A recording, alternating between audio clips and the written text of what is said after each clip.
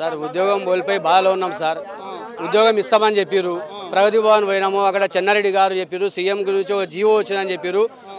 మీకు 15 రోజుల నుంచి 30 రోజుల నుంచి ఒక 60 రోజుల లోపల ఉద్యోగాలు వస్తాయి. అప్పీల్లో స్టెప్ బై స్టెప్ ఉన్నాయి. అప్పీల్లో ఉన్న వాళ్ళకి ఇస్తారు ఫస్ట్, తర్వాత కోర్టు కేసులు వాళ్ళు పెట్టుకుని వాళ్ళకి ఇది ఇస్తామని చెప్పారు. ఆ టైం అయిపోయింది, అయితే టైం నడుస్తుంది ఇంకా. అయితే ఒకసారి ఎండి గారిని కలిసి మా ఉద్యోగాలు ఇవన్నీ అడుగుదామని మేము వచ్చినాం. అక్కడ గవర్నమెంట్ తెలియకుండా, ఇక్కడ ఎండి గారు తెలియనియకుండా ఇక్కడ ఉన్న పోలీసు వాళ్ళు వీళ్ళు చేసి అడ్డుకొని తొక్కేస్తున్నారు. తొక్కే బదులు ఎందుకు సార్? మేము ఇక్కడ బతకకూడదు, రాజ్యాంగంలో బతకూడదు, మనసులో బతకవద్దు అంటే ఇదే తుపాకులు పెట్టి కాల్ చేయమని చెప్పని మేము అంటున్నాం. వచ్చిన మాడికి అడుగుతాం. సీఏ గారేమో రండి కల్పిస్తా అని చెప్పిండు. ఇక్కడ వీళ్ళు పోలీసు వాళ్ళు మాత్రం లోపల పోనీయట్లేదు. బాగా ఇది మేము బతకాలనా ఏదా? ఇది మా ఆర్టీసీ మాదే అని చెప్పేసి మా కుటుంబానికి ఇంత పెద్ద ఆర్టీసీని కాపాడుకున్నాం. ఈ ఆర్టీసీ కనీసం చెట్టుకి నిలబడతామంటే అక్కడ వండని ఆయన దొబ్బేస్తున్న పోలీసు ఆయన ఎవరో తోచేస్తున్నాడు వండి మీ అని చెప్పేసి. ఇగో ఇప్పుడు రమ్మంటారు. ఇదే విషయం మేము ముందన్న ఇక్కడ నిలబడతాం సార్, పక్కన అన్నాం.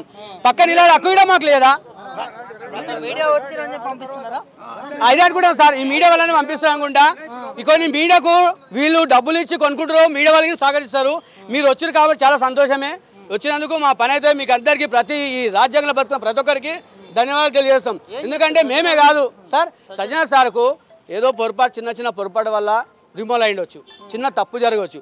ఒక్కసారి క్షమించి దీనికి కూడా ఉంటాయి, ఒక క్షమించి వాళ్ళకు ఒక పనిష్మెంట్ ఇచ్చి ఉద్యోగాలు శాశ్వతంగా 10-15 సంవత్సరాలు వీళ్ళకు సస్పెండ్ రిమూవ్ చేసి రోడ్ల మీద పడితే వీళ్ళ బతుకులు ఎట్లా? వీళ్ళే కాదు, వీళ్ళ వెనకాల కుటుంబం ఉంది. మేము పని చేస్తేనే మా కుటుంబం బతుకుతుంది. మేము బతకనీయకుండా చేస్తే ఎట్లా చేయాలి? మాకు చిన్న అవకాశం ఇవ్వండి అని సజ్జనార్ గారికి ఒక రిక్వెస్ట్ చేస్తున్నాం. మాకు పొరపాటు జరిగింది అంటారు కదా, మేము పొరపాటు జరగలే అని చెప్పి మేము ఎక్కడైనా చెప్పినాము. మీ దగ్గరకు వచ్చిన తర్వాత మీ పెద్దలు కదా, ఈ పొరపాటు వల్ల క్షమించి క్షమాపించనా. నేను ఒక 3 సంవత్సరాలు అవుతుంది. మాకు ఇస్తామని ఎక్కడ పోయినా కానీ డిపార్ట్మెంట్ వాళ్ళు ఎంక్వైరీ చేసుకుంటే నీకు ఎక్కడ పోదు, నీ డ్యూటీ ఉద్యోగం వస్తుంది అనుకుంటూ చెప్పుకుంటూ వస్తున్నారు. వచ్చినాక రిమూవ్ చేసి సస్పెండ్ నీకు రాదని చెప్పి బస్ భవన్ చూడనీయకుండా ఈ దగ్గరకు వస్తాయి ఇక్కడ సార్ను కలదామంటే కలవనీయకుండా బయటికి వెళ్ళగొడుతున్నారు. పోలీసులకు ఏంటంటే సజ్జన సార్ దగ్గరికి మంచి మార్కులు తెచ్చుకోవాలి, వాళ్ళకు ప్రమోషన్ కావాలి అని వాళ్ళ ఉద్దేశం అంతే, ఆపలం కాదు. ఇప్పుడు సజ్జన సార్ సిఐతోని పిలిపించుకుంటాడు. సార్ మాకు క్షమించి డ్యూటీ ఇస్తాడు, కానీ అక్కడ వరకు పోనీయకుండా ఈ పోలీసులు చెంచగిరి లాబింగ్ చేసుకుంటూ మాకు ఎవరికి లోపల రానియట్లేరు. అయితే మాకు ఉద్యోగాలు ఇస్తే వీళ్ళకి ఏమవుతుందో అర్థమవుతలేదు. మేమేమైనా దోషద్రోహం చేసామా? వాళ్ళకు పర్సనల్గా ఏమైనా చేసామా? ఏం చేయలేదు. గవర్నమెంట్ జీవో ఇచ్చింది సార్, ఆ జీవోలో ఉద్యోగాలు ఏమని ఇచ్చింది. మన రేవంత్ రెడ్డి గారు స్పష్టంగా చెప్పారు, ఒక్కసారి వీళ్ళకైతే అవకాశం ఇవ్వని చెప్పినందుకు అదే అవకాశంగా జీవో ఇచ్చారు. మన గౌరవులు దివ్య మేడం గారు, మన ప్రజాభవన్లు దివ్య మేడం గారు, వాళ్ళందరూ చెన్నారెడ్డి సార్ వీళ్ళందరూ కలిసి ఒక కమిటీ వేసి త్రిసభ కమిటీ అని, త్రిసభ కమిటీలో అందరికీ ఒక ఉద్యోగం ఇస్తాంలే ఇచ్చేస్తారని చెప్పారు. అయితే ఇచ్చినామే, మీకు లాస్ట్ ఫైనల్ ఎండి గారి దగ్గర ఉంది, ఎండి గారి దగ్గరికి వెళ్ళండి అని చెప్పారు. ఈ పొద్దు ఎండిని కలుద్దామని చెప్పి వచ్చినాం. ఎండి గారిని కలుద్దామంటే ఇక్కడ ఉన్న పోలీసులే ఇక కొట్టేటట్టు మీద దొబ్బేసి ఎలా కొడుతున్నారు. సార్ మీకు పర్మిషన్ దాకా మేము చెట్టుకి నిలబడతామంటే నిలబడదని దొబ్బేస్తున్నారు సార్. ఇది మేము చెన్నారెడ్డి ఇప్పుడు పోయి మన సజ్జన సార్కి ఒక రిక్వెస్ట్ ఏంటంటే, అయ్యా దయచేసి పొరపాటు అయిందో కాలేదో పొరపాటు అయిందని మేము క్షమించమని చెప్పేసి మా ఉద్యోగాలు మాకు ఇవ్వమని చెప్పి మేము అడుగుతున్నాం. సార్తో రిక్వెస్ట్ అడుగుతున్నాం. మా పోరాటం కాదు, ఆయన యుద్ధం కాదు. ఆయన మినిమం 100 మంది ఉన్నారు సార్. వీళ్ళు ఎంక్వైరీ చేసి సంవత్సరం నుంచి ఎంక్వైరీ చేసారు. త్రిసభ కమిటీ అని 400 మంది ఎంక్వైరీ అయింది. ఇంకా ఎంక్వైరీ కావాలి, ఇంకా 200-300 మంది ఉన్నారు. వీళ్ళందరికీ ఉద్యోగాలు ఇస్తే అందరూ సంతోషపడతారు. ఆ సజ్జనార్ గారిని నిజంగా ఆయనకిన దేవుడనే పోషిస్తాం. ఆయనకిన కావాలంటే ఇప్పుడు డ్యూటీలు ఇస్తే ఈయనే మీ మీడియా ముఖాన్ని ఆయన పాలాభిషేకం చేసి తీసుకోపోతాం.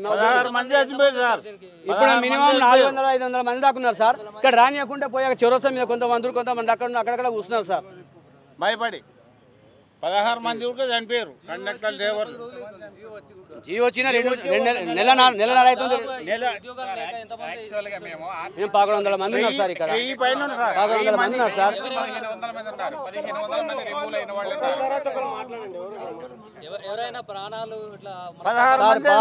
16 మంది కుటుంబాలు ఇప్పుడు రోడ్ల పడ్డాయి సార్. 16 మంది చనిపోయారు సార్.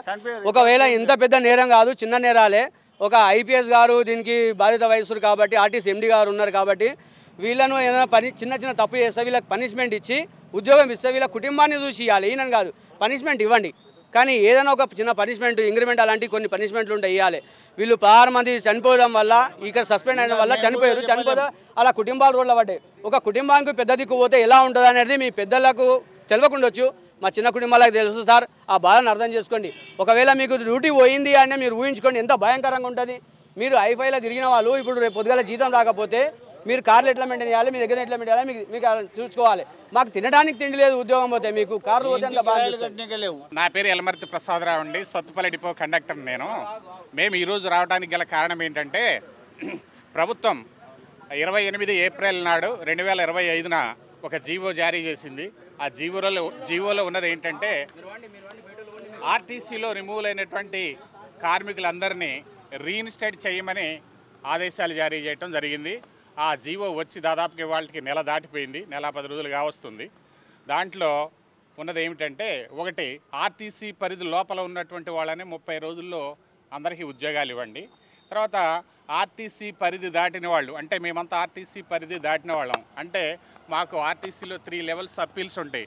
ఈ 3 లెవెల్స్ అప్పీల్స్ దాటి అంటే ఈడీ గారు కూడా రిజెక్ట్ చేసిన తర్వాత మేము బయటకు వచ్చినటువంటి వాళ్ళం. మమ్మల్ని 60 రోజుల్లో ఉద్యోగంలోకి తీసుకోమని ప్రభుత్వం జీవో జారీ చేయడం జరిగింది.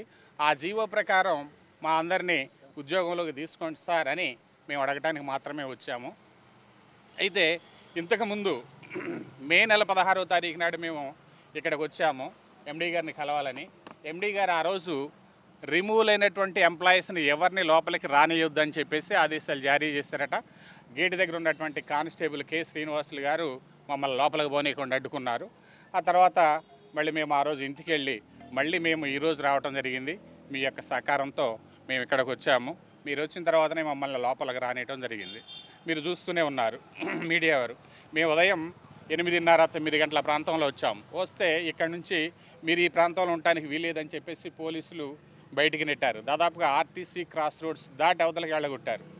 అక్కడ నుంచి మేము కార్మిక పరిషత్ టంగుటూరి అంజయ్య కార్మిక సంక్షేమ భవన్ దగ్గరికి వెళ్ళాము. అక్కడికి చికటపల్లి సిఐ గారు వచ్చారు. మీరు ఇక్కడ నుంచి ర్యాలీగా వెళ్ళటానికి వీల్లేదని చెప్పేసి, వీల్లేదు మీ అందరినీ కూడా అరెస్ట్ చేస్తామని చెప్పేసి బెదిరించి మమ్మల్ని 10 మంది 5 చొప్పున ఇక్కడికి రానిస్తున్నారు.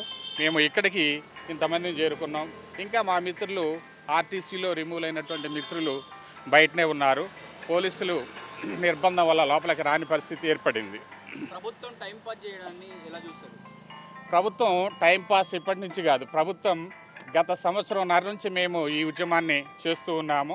సీఎం గారి దగ్గరికి కానీ తర్వాత పొన్నం ప్రభాకర్ గారి దగ్గరికి కానీ మేము వెళ్ళి మా యొక్క విజ్ఞప్తిని చేస్తూనే ఉన్నాము. చేస్తూ ఉంటే క్యాబినెట్ మినిస్టర్లు అందరికీ ఇచ్చాము.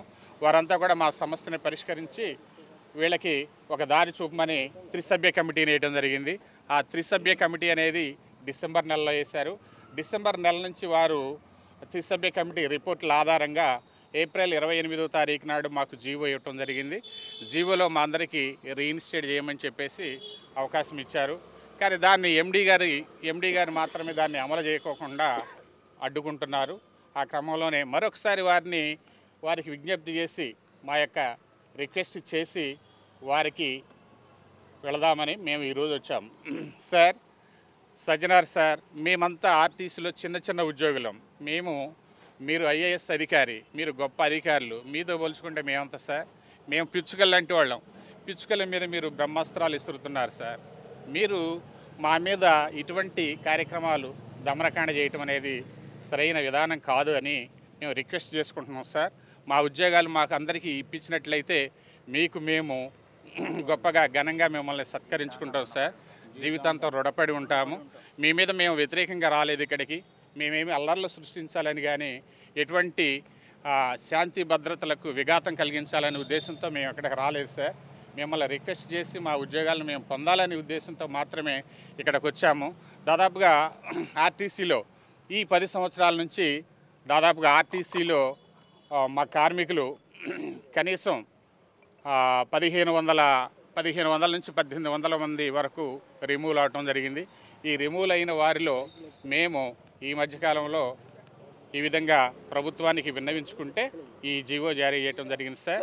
మా యందు దయ ఉంచి మీరు మా ఉద్యోగాలు మాకు ఇప్పించండి, మాకు ఇవ్వవలసిందిగా మేము కోరుతున్నాం సార్. జీవో ఇచ్చినాక కూడా ఇంత జాప్యం జరగడానికి కారణం ఏంటి? ఏమైనా క్షమించడానికి తప్పు మీరు అసలు తీసుకోవద్దని మేము ఎటువంటి, మీరు అడిగిన ప్రశ్న ఏంటంటే మేము ఎటువంటి క్షమించరాని నేరాలు చేయలేదు.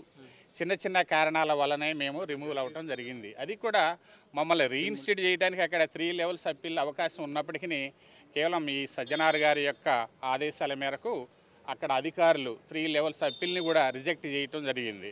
అయితే మరి వారు ఎందుకు మమ్మల్ని రిజెక్ట్ చేశారు, చేయించారో మాకు తెలియదు. మేము ప్రభుత్వం దగ్గరికి వెళ్ళి రిక్వెస్ట్ చేసి మేము ఈ జీవోని తెచ్చుకుంటే వీళ్ళు ఆఫ్టర్ ఆల్ ఆర్టీసీలో కార్మికులు వీళ్ళు నేను రిమూవల్ చేస్తే వీళ్ళు పోయి ప్రభుత్వం దగ్గరికి పోయి జీవో తెచ్చుకున్నారని ఆయనకి సజ్జనార్ గారు మా మీద అహంకారంతో కోపంతో చిన్నచూపు చూస్తున్నారు.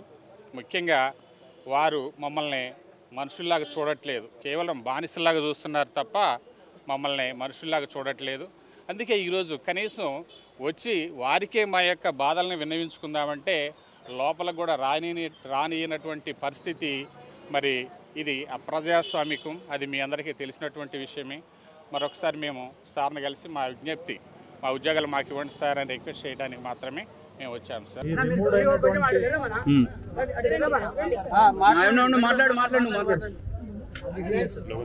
టోటల్ గా ఈ తెలంగాణ ఆర్టీసీలో ఒక 1 ఇయర్ నుంచి రిమూవ్ అయినటువంటి ఎంప్లాయీస్ ను రీఇన్స్టేట్మెంట్ చేయాలని చెప్పి ఉద్దేశంతో మేము గత 1 ఇయర్ నుంచి ప్రజావాణి సెక్రటరీ తిరిగితే ఈ గవర్నమెంట్ ఒకటి 3 మెన్ కమిటీ వేసి 3 మెన్ కమిటీతోనే ఉన్నాం. ఓకే అన్న, ఇప్పుడు లోపల ఏం చర్చ జరిగింది, ఏమో మీరు ఎన్న డిమాండ్ మమ్మల్ని ఏంటంటే విత్ ఇన్ ఆర్టీసీ పరిధిలో ఉన్నటువంటి వాళ్ళని 30 రోజుల్లో రీఇన్స్టేట్మెంట్ చేయాలని, ఈ 3 అప్పీలు రిజెక్ట్ అయిన వాళ్ళను 60 రోజుల్లో రీఇన్స్టేట్ చేయాలని చెప్పి మాకు మన 28th ఏప్రిల్ నాడు జీవో ఇచ్చింది గవర్నమెంట్.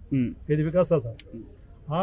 ఈ యొక్క జీవోను ఎందుకు అమలు చేస్తారని చెప్పి EDA executive director administration Munishekar sir అని అడిగినాము. కలిసి ఆయనకు మెమోరాండం ఇచ్చాము, తీసుకున్నాడు. ఎండి సార్తో మాట్లాడుతున్నాడు, చేస్తాంటే సార్ గతంలో ఇట్లనే అన్నారు, ఎందుకు చేస్తలేరు అసలు ఈ చిన్న వాళ్ళ మీద ఎందుకు ఇలాంటి దమనకాండ చేస్తున్నారని చెప్పి సార్ని అడిగినాం. అడిగితే ఎండి గారితో మాట్లాడతానన్నాడు. మరి వాళ్ళు ఎప్పుడు మాట్లాడతారో ఏం చేస్తారు. సజ్జనార్ గారు మిమ్మల్ని కలవలేదా?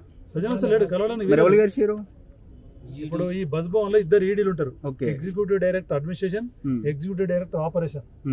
Executive director operation Munisekhar sir ఉన్నాడు, ఆయన వచ్చాడు. మరి ఎండి సార్ ఇక్కడ వచ్చిండా లేదా ఇంటికి ఉండడం మాకు తెలియదు. అసలు ఎప్పుడు కూడా ఏంటంటే ఎండి సార్ కలవడానికి వీల్లేదు, ఎందుకంటే ముఖ్యమంత్రి సార్ కలవడానికి వీలు కానీ ఎండి సార్ కలిసే పరిస్థితి లేదు.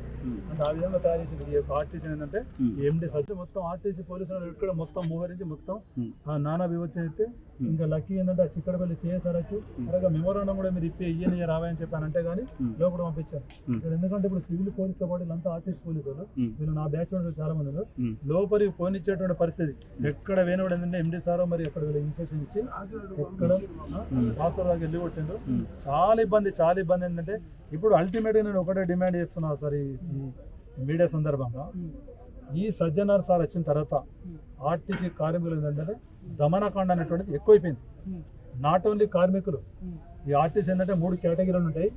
కార్మికులు ఉంటారు, సూపర్వైజర్ ఉంటారు, ఆఫీసర్లు ఉంటారు. డిపో మీద నుంచి ఈడీ దాకా ఏంటంటే వాళ్ళు ఆఫీసర్స్, తర్వాత ఈ కండక్టర్ నుంచి TA3 వరకు వాళ్ళు కార్మికులు. ఈ TA3 TA8 సూపర్. ప్రతి వింగ్ మీద ఏంటంటే ఏది కూడా ఏంటంటే ఎగ్జాంపుల్ ఇప్పుడు ఇతను సస్పెండ్ అయితే డిపో మీద సస్పెండ్ చేసి రిమూవ్ చేస్తే ఇతన్ని రీఇన్స్టేట్ చేసేటువంటి పవర్ డిప్యూటీ ఆర్ఎం గారికి ఉంటుంది. డిప్యూటీ ఆర్ఎం గారి తర్వాత ఆర్ఎం గారికి ఈడీ. ఆయన ఏం చేశాడు సజ్జనార్ సార్, ఈ డిప్యూటీ ఆర్ఎం నువ్వు తర్వాత ఈడీని ఎవ్వరికి కూడా ఏంటంటే మీరు రీఇన్స్టేట్ అప్పీల్ కన్సిడర్ చేయొద్దు. ఎందుకు చేయదంటే ఈ మ్యాన్ పవర్ అనేటువంటి తక్కువ చేయాలి. ఆర్టీసీ సిబ్బంది మొత్తం తక్కువ చేసి ఇంకొక 10,000 మందిని తీసుకోవాలని ఆలోచన ఉంది కదా.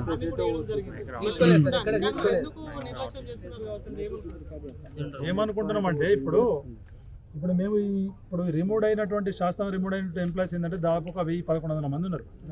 మమ్మల్ని ఇమ్మీడియట్గా రిజిస్ట్రేషన్ చేస్తే మేము సంస్థకి ఏంటంటే ఒక ప్రొడక్షన్ ఉత్పత్తి తయారు చేస్తాం. ఇప్పుడు మమ్మల్ని పక్కకెట్టి వాళ్ళందరినీ డిగ్రీ క్వాలిఫికేషన్ పీజీ ఉన్నటువంటి అవుట్ సోర్సింగ్ తీసుకుంటా అని చెప్పానంటే అది ఎంత ఎడ్డి చర్య అది. అంటే వీళ్ళకన్నా వాళ్ళకి వీళ్ళంతా సీనియర్స్, వీళ్ళకి ఆర్టీసీ ఒక అవగాహన ఉన్నది. అంటే కావాలని చెప్పి ఏంటంటే మొత్తం దీని టోటల్ ఏంటంటే సజ్జనార్ సార్ మళ్ళీ చివరికి ఎట్టగలో మరి మంత్రి గారు ఎవరు ఇన్వాల్వ్మెంట్ అయితే ఆ యొక్క ప్రక్రియ ఏంటంటే టెంపరీ దాన్ని ఆపేసాను.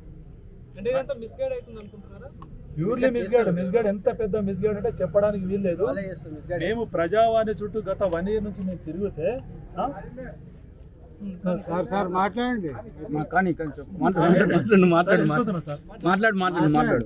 అయితే ఇప్పుడు మేము గత 1 year నుంచి ప్రజావాణి చుట్టూ తిరిగితే ప్రజావాణి దగ్గర అసలు మొత్తం ఏంటంటే దీన్ని ఏంటంటే తిరిగి దీనికి ఒకటి 3 men కమిటీ అని చేశారు. ఆ 3 men కమిటీలో సంజయ్ కుమార్ సార్ ఏమో చైర్మన్, ఆ నోడల్ ఆఫీసర్ ఏది మన ప్రజావాణి నోడల్ ఆఫీసర్ దివ్య మేడం గారు member, and one of the member ఏంటంటే మన ఎండి సార్. వీళ్ళిద్దరు ఏమైపోయానంటే ఈ 3 men కమిటీ చేసినా కూడా ఎండి సార్ను తర్వాత దివ్య మేడం గారు ఒకటైపోయి వీళ్ళకి ఇవ్వనే ఇవ్వద్దనే ఉద్దేశంతో దాన్ని ఏంటంటే అది ఎప్పుడు 12 నెలల 11 తారీఖున వేసారు. దాన్ని పెండింగ్ పెడితే ఇప్పుడు బదిలైపోయినటువంటి ఎవరైతే ఉన్నారో సంజయ్ కుమార్ సార్ అది వీళ్ళు బాగా నష్టం జరుగుతుందని చెప్పి ఆయన మళ్ళీ దీనిలో ఒకటి సబ్ కమిటీ ఇచ్చాడు. సబ్ కమిటీ ఇస్తే సబ్ కమిటీలంతా మొత్తం ఎక్సైజ్ చేసి వీళ్ళు బాగా నష్టం జరిగిందని చెప్పి ఆ రిపోర్ట్ ఏంటంటే సంజయ్ కుమార్ సారు ఈ వికాస్ సార్ దగ్గర పెట్టాడు. ఆ వికాస్ సార్ ఏంటంటే వీళ్ళకి ఇంత పనిష్మెంట్ ఇప్పటికీ ఎక్కువైపోయింది, ఈ పనిష్మెంట్ ఆపునని చెప్పి ఆ సంజయ్ వికాస్ సార్ ఏంటంటే ఒకటి జీవో పాస్ చేశారు. ఆ జీవోను కూడా ఏం చేశారంటే ఆ జీవో డైరెక్ట్ ఎవరు ఉంది, ఆ జీవో కాపీ కూడా వీళ్ళకి ఇద్దరు. ఆ జీవో కాపీ డైరెక్ట్ ఏంటంటే ఎండి సార్కి ఇచ్చినా కూడా దాన్ని మొత్తం ఎండి సార్ కింద వేసుకుని కూర్చుంది. ఒక్క మనిషి కూడా రిజిస్టర్మెంట్ చేయడం లేదు. ఎంత గోస పెడతానంటే అసలు చెప్పడానికి వీళ్ళు మానసికంగా వాళ్ళు చాలా మంది మానసికంగా ఇబ్బంది పడుతూ ఉన్నారు. ఆ అది విషయం చెప్పే ప్రయత్నం చేశారా? ఇప్పుడు చూడండి, ఈ రిమూవ్ అయినటువంటి ఎంప్లాయీస్ ఎవరైతే ఉన్నారో ఇక్కడ ఉద్యోగం రాదన్నటువంటి బెంగతోనే టోటల్ రాష్ట్ర వ్యాప్తంగా 16 మంది చనిపోయారు. ఇంకా ఎండి సార్కి ఏం కోరుకుందంటే ఇంక ఉన్నోళ్ళను కూడా చంపాలని కోరుకు. 1000 మంది చనిపోతే ఇంకా వీళ్ళ పైసలు మిగులుతాయి కదా అనే బెనిఫిట్. రెడ్డి డ్రైవర్ని నిధుల్లో నుంచే కాదు, కండక్టర్ గారికి నాకు గొడవ అయింది. ఆ తర్వాత కంట్రోలర్ గారికి నాకు గొడవ అయింది. ఏది డ్యూటీ నా మార్చి వేరే వాడికి ఇచ్చాడు. నేను 160 కిలోమీటర్లకు నుంచి డ్యూటీకి పోతుంటా. తెల్లారుజామున లేచిపోతుంటే ఆడికి పోగానే వేరే వాళ్ళకి డ్యూటీ ఇచ్చాడు. డ్యూటీ ఎందుకు ఇచ్చినావు అని చెప్పని గొడవ పెట్టుకున్నందుకు కావాలని మధ్యాహ్నం డ్యూటీకి పోవాలి. మధ్యాహ్నం డ్యూటీ నుంచి ఏ విధంగా నేను పక్క తప్పియాలని మిషన్ రాంగ్ మిషన్లో ఎవరితోనో ఊదిచ్చి అది నా మీద నెట్టాడు, నేరం మోపారు. Wrong machine breathing laser machine అని ఊదిచ్చాడు. కావాలని చేశారు. అది నాకు చేసి నన్ను నిధుల నుంచి తప్పించారు. కక్ష ఏంటంటే పొద్దుపూట నా మీద గొడవ పెట్టుకుంటూ అని, కంట్రోలర్ మీద గొడవ పెట్టుకుంటూ ఒక ఆఫీసర్ మీద అని చెప్పి నిధుల నుంచి తప్పించారు. సంవత్సరం మీద 3 నెలలు అయింది. కనీసం రావాల్సిన డబ్బులు ఇవ్వలేదు, మాకు రావాల్సిన డబ్బులు ఇవ్వలేదు, శాలరీ లేదు, ఏది లేదు. కనీసం యూనిఫామ్ ఇచ్చారు. ఆ యూనిఫామ్ కుట్టించుకునే కుటుకులు డబ్బులు కూడా ఇవ్వకుండా బయటకు నెట్టారు. మీరు అన్ని డ్యూటీలు ఎక్కినాడు ఇస్తామన్నారు. ఇంకా డ్యూటీ ఎప్పుడు ఎక్కుతామండి మేము? ఆర్ఎం గారు రిజెక్ట్ చేశాడు, ఈడీ గారు రిజెక్ట్ చేశాడు. వీళ్ళందరూ రిజెక్ట్ చేసినాం కానీ మేము కోర్టుకు పోవాలా, మేము కోర్టుకు పోవాలంటే మా పని మేము ఎంతటోళం. ఇది జరిగింది మాకు. ఈ అన్యాయం ఎందుకు మాకు పొరపాటు అయిందని చెప్పని ఒక్కసారి ఇవ్వమని చెప్పి బతులాడుకుంటున్నాం. దీనికి పోలీసులు ఏంటంటే రావద్దని ముందే ఎండి గారు ఇన్ఫార్మ్ చేస్తాడు. వాళ్ళకి మేము వచ్చే సంగతి తెలుసుకొని ఇన్ఫార్మ్ చేస్తాడు. వాళ్ళు వస్తారు, ఆయన ఎండి గారు మాట వినాలి కదా వాళ్ళు అని చెప్పని వాళ్ళు వస్తారు. వాళ్ళు వచ్చి మమ్మల్ని అడ్డుపడతారు. అంతే, ఏం లేదా. మేము యుద్ధం చేయడానికి రాలేదు, బతిలాడుకోవడం కోసం వస్తున్నాం. అంతవరకే. ప్రజాభవనానికి తిరిగి సంవత్సరం నుంచి తిరుగుతూనే ఉన్నాం. వాళ్ళు కూడా ఎటువంటి సమాధానం కాలయాపన చేసిందాం. ఏంది ఎంక్వైరీ చేస్తా, ఎంక్వైరీ అని చెప్పి ఎంక్వైరీ 1 నెల రోజులు నడిపింది. 1 నెల తర్వాత 2 నెలల తర్వాత ఎటువంటి సంబంధం లేదన్నది ఆమె తప్పుకుంది. ఎండి గారు అన్నీ తప్పుకోమని చెప్పని చెప్పాడు, అని తప్పుకున్నారు. ఎండి గారు చెప్పినట్టు ఫాలో అవుతున్నారు. ఈడీలు అయితే ఎవరైనా ఎండి గారు చెప్పిందే ఫాలో అవుతున్నారు. ఎండి గారు మా మీద అంత కోపం ఎందుకు? ఆయన వచ్చిన తర్వాత సంస్థను డెవలప్ చేశాడు. ఏంది మాకు కావాల్సిన భద్రత ఇచ్చాడు. బస్సుల్లో డ్రైవర్ మీద కండక్టర్ మీద సేవ్ చేసుకోవద్దు, డ్యూటీలో ఉన్న వాళ్ళ మీద గొడవ చేసుకోవద్దు అని చెప్పని హామీ ఇచ్చాడు. అన్ని మంచిగా చేశాడు. కానీ మరి ఎందుకు ఇట్లా గొడవ పెట్టుకుంటున్నాడో తెలియదు. మా మీద ఏం చేస్తున్నారు మీరు? అంటే వర్క్ చేసుకుంటారా? మీరు ఏం చేయట్లేదు, ఖాళీగా ఉండాల్సి వస్తుంది. మీరు ఎటు పోకూడదు కదా. లైసెన్స్ పోయి ఏమైనా ఇరుక్కుంది అనుకోండి, మళ్ళీ రాలేము కదా డ్యూటీకి. ఇచ్చిన కుటుంబం ఎట్లా చెప్తలేదండి, ఏదో చేతి పని చేసుకోవటం అవుతుంది, చేయి పని చేసుకోవటం అవుతుంది. రోజు వరకు కూలీ పోవటం, అటో ఇటో పోయి తీసుకుంటున్నాం. ఏం చెప్పడానికి వచ్చింది సజ్జనార్కి? ఏం లేదు, మా వాళ్ళు ఇచ్చిన గవర్నమెంట్ ఇచ్చిన జీవో ఉంది. ఆ జీవో ప్రకారం 1 నెల అయిపోయింది, మాకు ఎక్కడన్నా ఇవ్వండి అని చెప్పని బతిలాడుకోవడానికి వచ్చాం. 2019లో వారం రోజులు 12 రోజులు ఆబ్సెంట్ ఉంటే డ్యూటీ నుంచి రిమూవ్ చేసిండ్రు. తర్వాత మళ్ళీ వచ్చి కరోనా పీరియడ్ ఉంది బాబు, నెక్స్ట్ రా అంటే 19, 20, 2 సంవత్సరాలు గడిచిపోయింది.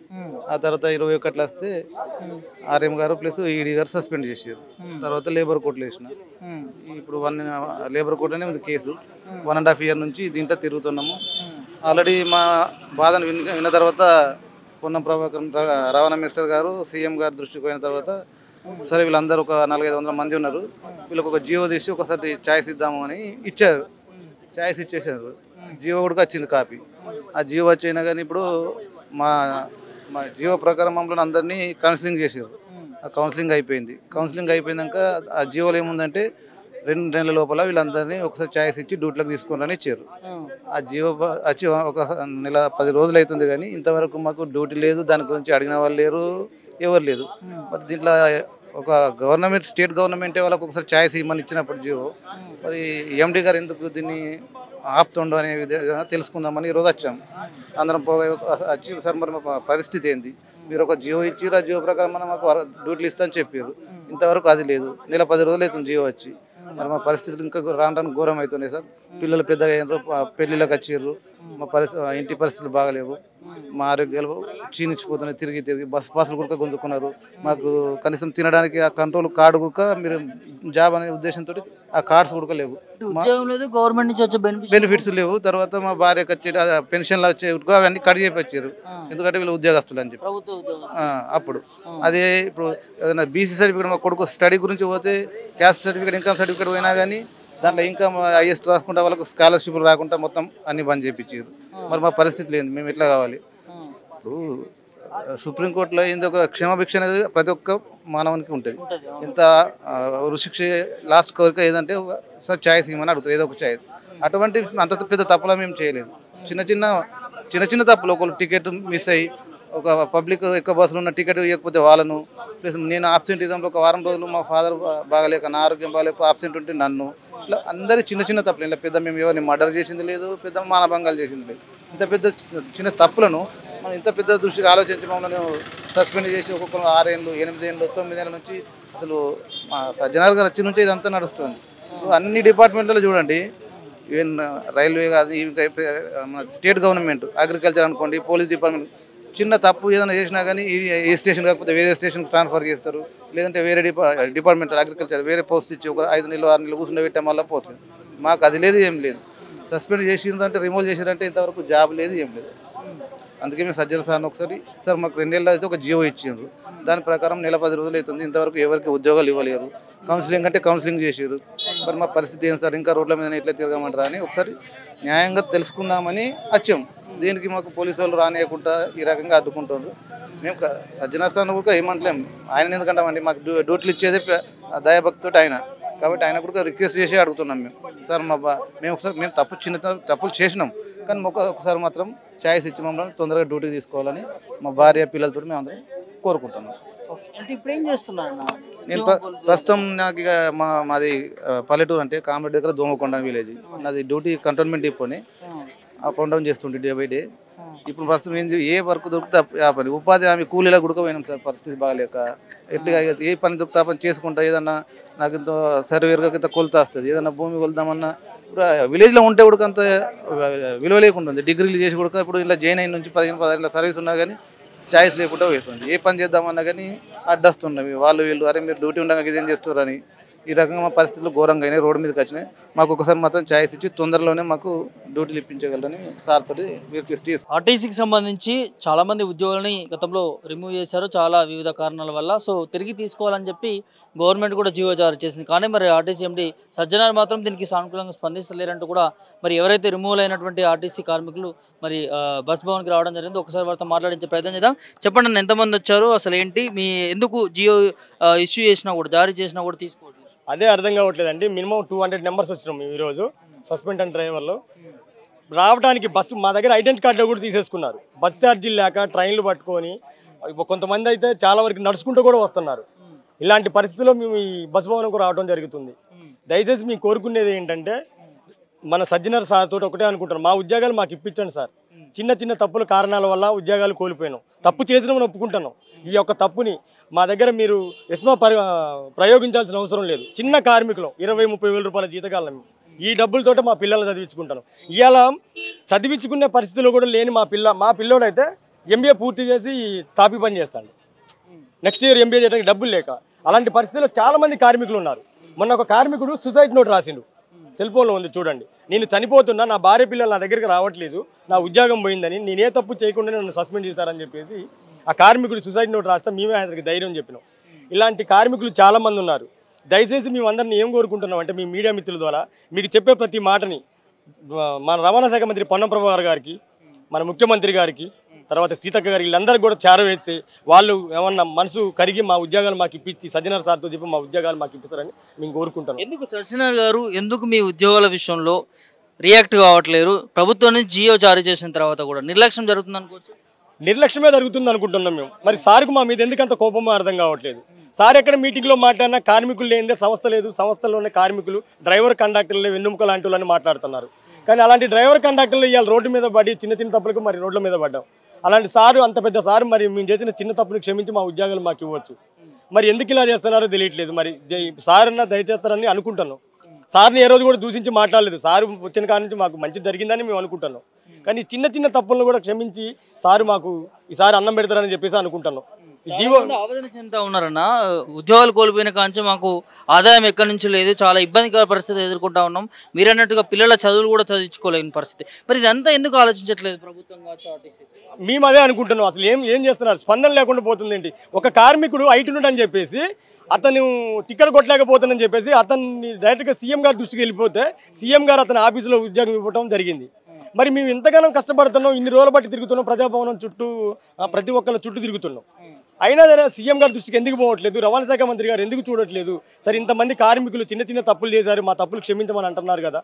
కాంగ్రెస్ పాలన వస్తే మా బతుకులు మారతాయి, మాకందరికీ న్యాయం జరిగిద్ది అనుకుంటున్నారు. కానీ ఈ న్యాయం అనేది జరగట్లేదు. ఇకనన్నా దయచేసి ముఖ్యమంత్రి గారికి, రవాణా శాఖ మంత్రి గారికి మీకు కోరుకునేది ఏంటంటే మీరే రావాలి, కాంగ్రెస్ ప్రభుత్వం వస్తే చాలా మంచి జరిగింది అనుకున్నాం. ఆశపడ్డారు కదా చాలా వరకు ఓట్లేసి, కార్మికులు కూడా కాంగ్రెస్ రావాలి అని అంటూ ఓట్లేసుకు.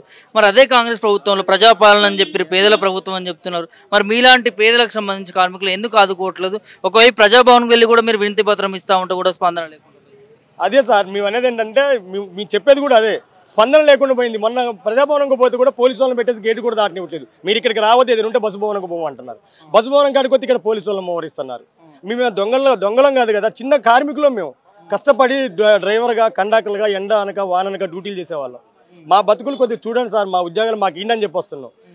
సీఎం గారు మేము రేవంత్ రెడ్డి గారు పాదయాత్రకు వచ్చినప్పుడు మా ఊరు నుంచి మేము ఎంతమంది ఆర్టీసీ కార్మికులు అందరం కూడా ఆయన నెంబర్ నడిచినాం. ఆయనకు వీరాభిమానులు ఆర్టీసీ డ్రైవర్లు, కండక్టర్లు కూడా సీఎం రేవంత్ రెడ్డి గారు రావాలి, రేవంత్ రెడ్డి గారే ఉండాలని చెప్పేసి కోరుకున్నాం. మాకు మరి రేవంత్ రెడ్డి గారు ఏమనుకుంటున్నారు? అసలు చూస్తున్నారా లేదా ఈ లైవ్? ఇంతమంది కార్మికులు రోడ్ల మీద ఉన్నారని చెప్పేసి దయచేసి మేము ఒక్కటే కోరుకుంటున్నాం, రేవంత్ రెడ్డి గారు కానీ, రవాణా శాఖ మంత్రి గారు కానీ, సరే మనం సీతక్క ముఖ్యమంత్రి వీళ్ళందరినీ కూడా ఈ ఒక్కసారి మా అవకాశాలు ఇవ్వండి సార్. మీరు జీవో పాస్ చేసినాక కూడా మరి సజ్జనర్ సార్ ఎందుకు ఇవ్వట్లేదు? ఈ ఒక్కసారి మా ఉద్యోగాలు మాకు ఇచ్చే మార్గం చూడండి, దండం పెట్టి వేడుకుంటున్నాం అండి. మీ మీడియా సోదరులు కూడా మేము కోరుకునేది ఏంటంటే ఈ యొక్క లైవ్ని మీరు సీఎం గారు, రవాణా శాఖ మంత్రి గారి దృష్టికి తీసుకెళ్ళలేరు కదా ఎంత చేసినా కూడా. అంటే మీరు అన్నట్టు ప్రజాభవన్ చాలా సార్లు వేరు, బస్ భవన్ కూడా వచ్చే ప్రయత్నం చేశారు. ఇంతకుముందు కూడా నేను చూశాను, అక్కడ మిమ్మల్ని ఎవరిని కూడా లోపలికి రానియలేదు. మీడియా మేము వెళ్ళిన తర్వాత ఎందుకు రానియరని చెప్తే అప్పుడు లోపలికి అలో చేసారు. అదే సార్ మేము అదే అంటున్నాం. అసలు మేమేం తప్పు చేసామని లోపలికి రానివ్వట్లేదు. అసలు మేమేం కనీసం దూషించి కూడా మాట్లాడలేదు కదా, దూషించి మాట్లాడలేదు. మా ఉద్యోగాలు మాకు ఇవ్వండి సార్ అని చెప్పేసి ప్రజాభవనంకి పోయి 5 రూపాయల భోజనం చేసి ఆడ ఎండలో కూర్చోవటం, సాయంత్రం 3 గంటలకు మళ్ళీ ఇంటికి వెళ్ళిపోవడం. ఇంటికి పోగానే మా భార్య నాన్న ఉద్యోగం వచ్చిందా, అయ్యన్న ఏమైంది కొడక అని అడగటం, ఇది జరుగుతుంది. మరి ఎందుకు ఇలా చేస్తున్నారో తెలియట్లేదు, అసలు ఏం జరుగుతుందో తెలియట్లేదు. ముఖ్యమంత్రి గారిని ఒకటే కోరుకుంటున్నాం, పాదయాత్రలో మీరు భద్రాచలం వచ్చినప్పుడు భద్రాచలం బ్రిడ్జి అంత జనాలను చూసి బజ్జీయే పడిపోద్దని చెప్పేసి మేము గోదావరి ఈదుకుంటే అవతలకు వచ్చినాం మిమ్మల్ని చూడటానికి. ఆర్టీసీ కార్మికులు అందరం కూడా గోదావరి ఈదుకుంటే అవతలకి వెళ్ళిపోయాను. నేను బాగా ఇస్తా, నా ఎమ్మటి నేను తీసుకొని వెళ్ళిపోయాను, రాండ్రా సార్ను కలుద్దామని చెప్పేసి. నేను వీరాభిమాని రేవంత్ రెడ్డి గారికి, భద్రాచలంలో వీరాభిమాని. నా కటౌట్లు మొత్తం చాలా ఉంటాయి. అంటే నాకు అప్పుడు ఫోటోలు తీసుకోవడం ఏమన్నారంటే రేవంత్ రెడ్డి గారితో బాగా తిరుగుతున్నారు మీరు, కాంగ్రెస్ ప్రాణాలు ఉంటారని చెప్పేసి నన్ను డిఎస్లో పెట్టడం కూడా జరిగింది. తెలంగాణ గవర్నమెంట్ ఉన్నప్పుడు కేసీఆర్ గారు 12 రోజులు డిఎస్లో పెట్టి నా ఉద్యోగం నాకు ఇచ్చారు. అలా రేవంత్ రెడ్డి గారు రావాలని మేము కోరుకుంటే ఇలా సార్ వచ్చినాక కూడా కనీసం మమ్మల్ని స్పందించట్లేదు.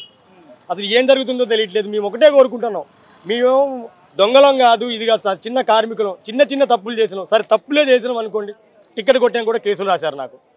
తప్పే చేసినాం అనుకోండి, చిన్న తప్పుని మన్నించలేరా మీరు? మన్నించి మా ఉద్యోగాలు మాకు ఇవ్వలేరా? చిన్న కార్మికులం కదా సార్, లక్షల రూపాయల జీతాలు కాదు, 20-30 వేల రూపాయల జీతాలు, పిల్లలు రోడ్డు మీద పడ్డారు సార్. దయచేసి సీఎం గారికి మేము కోరుకునేది ఒకటి, ఈ ఒక్కసారి స్పందించి మా ఉద్యోగాలు మాకు ఇప్పించండి, ఇదే మేము కోరుకునేది. థ్యాంక్ యూ అన్న. తోటి కార్మికుడు భార్య పిల్లలు వదిలేసి వెళ్ళిపోయారు, ఇంటికి కూడా రావట్లేదని చెప్పేసి నేను సూసైడ్ చేసుకుంటానని చెప్పేసి ఒక లెటర్ రాసి వాట్సాప్లో పెడితే మేము అతనికి ధైర్యం ఇచ్చినాం. అన్నా నువ్వు కంగారు పడకు, ఏదున్నా మన సమస్యను మనం పోరాడి కొట్లాడి తెచ్చుకుందాం, మనం అవసరమైతే.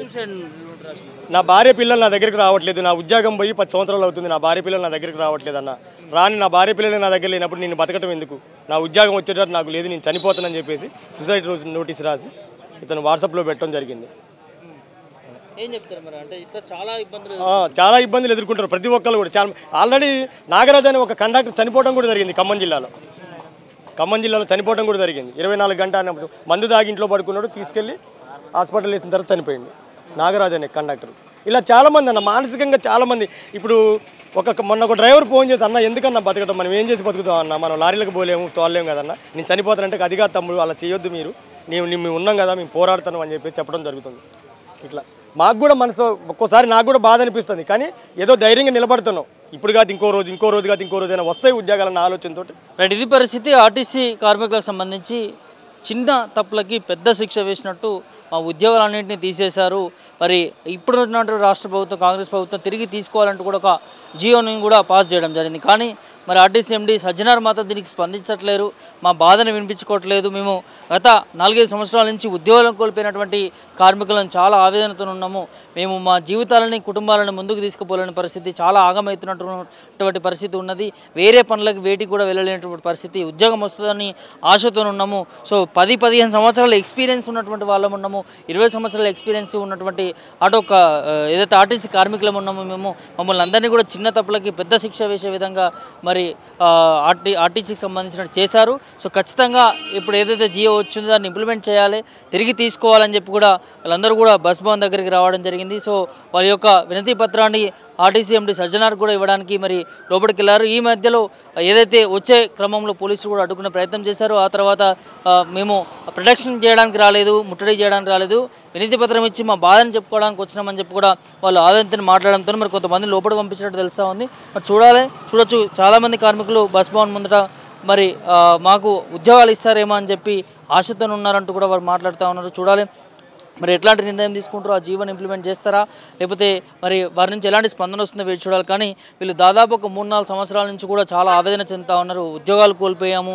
సో మేము వేరే చేయడానికి వేరే వర్క్ కూడా లేదు, ఇంట్లోనే ఉంటున్నాము, మా పరిస్థితులు చాలా దారుణంగా ఉన్నాయి, కుటుంబాన్ని పోషించుకోలేకపోతా ఉన్నాం, పిల్లల్ని చదివించుకోలేకపోతా ఉన్నాము, మా జీవితాలు ఆగమైపోతూ ఉన్నాయి, మమ్మల్ని ఆదుకోవాలంటూ కూడా మరి వారు మాట్లాడుతున్నటువంటి సిచ్యువేషన్ చూస్తూ ఉన్నాం. కొంతమంది అయితే ముఖ్యమంత్రికి ఫ్యాన్స్ కూడా ఉన్నాం, మేము ఎన్నికల ప్రచారంలో కూడా వెళ్ళాము, ఆర్టీసీ కార్మికులం అందరం కూడా కాంగ్రెస్ పార్టీ ప్రభుత్వం రావాలంటూ కూడా మేము చాలా ఎంతో ఆసక్తికరంగా అప్పుడు ప్రచారంలో కూడా పాల్గొన్నాం. ముఖ్యమంత్రి రేవంత్ రెడ్డి రావాలి, కాంగ్రెస్ ప్రభుత్వం రావాలంటూ కూడా మరి మేము కూడా పాల్గొనడం జరిగింది. మేము కూడా ప్రభుత్వం తెచ్చుకోవడంలో పాత్ర పోషించాము. మరి అట్లాంటిది మమ్మల్ని ఈ విధంగా అణచివేసే విధంగా జరుగుతూ ఉన్నది. ప్రభుత్వం నుంచి ఇన్ని రోజుల నుంచి జియో జారీ వచ్చిన తర్వాత కూడా మరి ఇప్పటికీ దాని మీద స్పందించలేకపోవడం, ఉద్యోగాల విషయంలో ఎందుకు జాప్యం జరుగుతూ ఉందనేది ఎక్కడ అర్థం కావట్లేదు అంటూ కూడా వాళ్ళు ఆవేదన చెందుతూ ఉన్నారు. మరి ప్రస్తుతం అయితే వాళ్ళు లోపలికి వెళ్ళి మాట్లాడే ప్రయత్నం చేస్తూ ఉన్నారు, వినతి పత్రం ఇచ్చే ప్రయత్నం చేస్తూ ఉన్నారు. చూడాలి ఎట్లాంటి స్పందన ఇస్తారు, స్పందించి ఉద్యోగాలు ఇచ్చే విషయంలో ముందుకెళ్తారా లేకపోతే ఏ విధంగా ఉంటుందనేది వేచి చూడాల్సిన అవసరం ఉన్నది. వీడియో జర్నలిస్ట్ శివతో ప్రభాకర్ రెడ్డి, హైదరాబాద్ నుంచి.